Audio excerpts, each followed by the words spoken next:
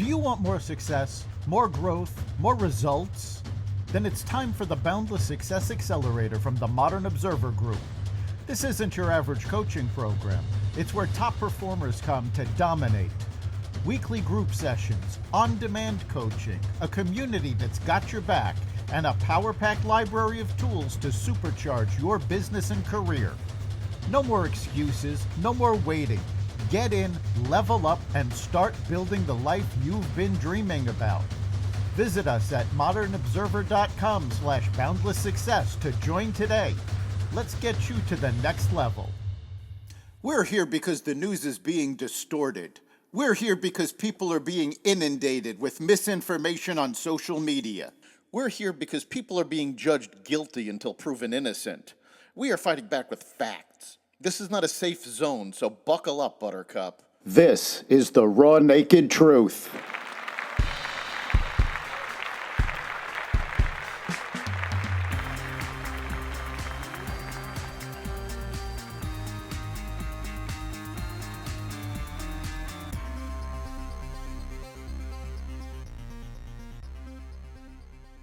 The tax debate begins. Harvard investigated by the EEOC.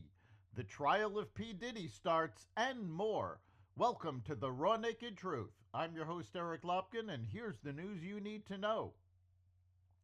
President Trump signed a sweeping executive order Monday, reviving the most favored nation policy, directing drug makers to match U.S. prices to those paid in lower-cost countries. The order applies to Medicare, Medicaid, and the private market. Price targets must be set within 30 days, and enforcement action will follow if companies fail to show significant progress within 6 months. Trump claimed prices could drop by up to 90%, but critics warned the order lacks specifics and could face legal challenges. Still, groups like the American Association for Retired Persons backed the move, saying high prices force too many seniors to skip life-saving medications.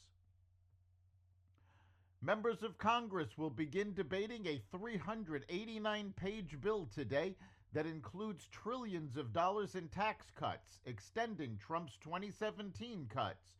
It also has some hikes to offset a portion of the cost and several items promised by President Trump on the campaign trail, including no taxes on tips and overtime pay.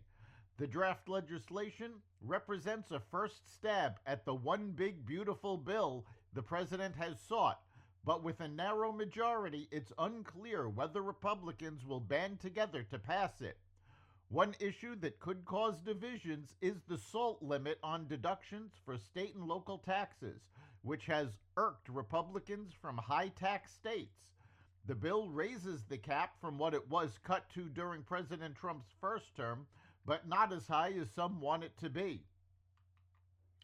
A federal judge on Monday denied an injunction request to prevent the Department of Homeland Security and Internal Revenue Service from partnering to permit U.S. Customs and Immigration's enforcement agents to access taxpayer information to locate illegal immigrants subject to deportation. The order by U.S. District Judge Dabney Friedrich came amid a lawsuit seeking declaratory and injunctive relief to prevent the IRS from sharing personal tax information with the Department of Homeland Security for immigration enforcement purposes. Before the court is the plaintiff's motion for preliminary injunction, docket 28. For the reasons that follow, the court will deny the motion. At its core, this case presents a narrow legal issue.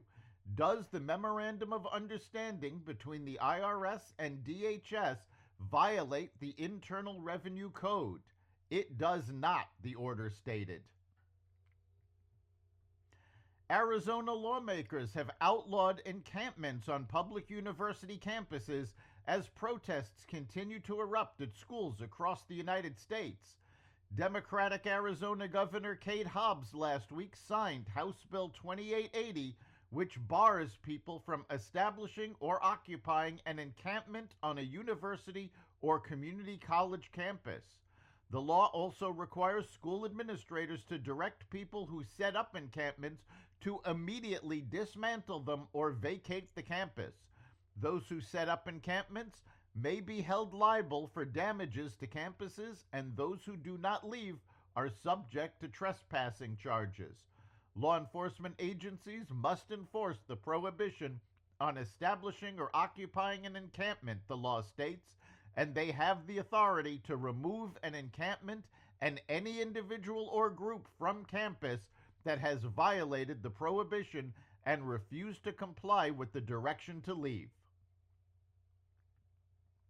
The Equal Employment Opportunity Commission is investigating whether Harvard University unlawfully hires faculty based on race and sex, arguing that the school's own data provides evidence of discrimination. The probe is the latest federal action against the beleaguered university, which last month sued the Trump administration over its decision to freeze more than $2 billion in aid to the Ivy League school.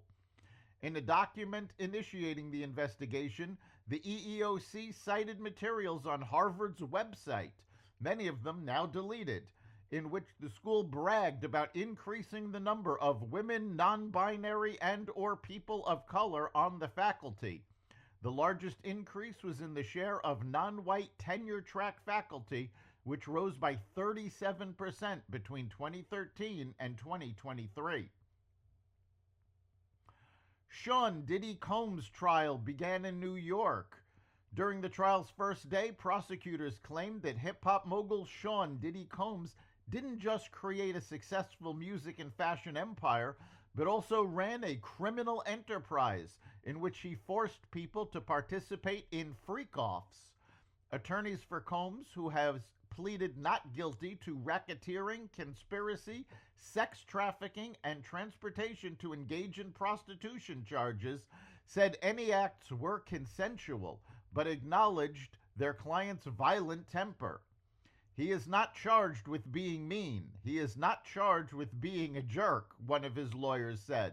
He is charged with racketeering enterprise. One of Combs' alleged victims, his ex-girlfriend, Cassie Ventura, is expected to testify in the high-profile case today.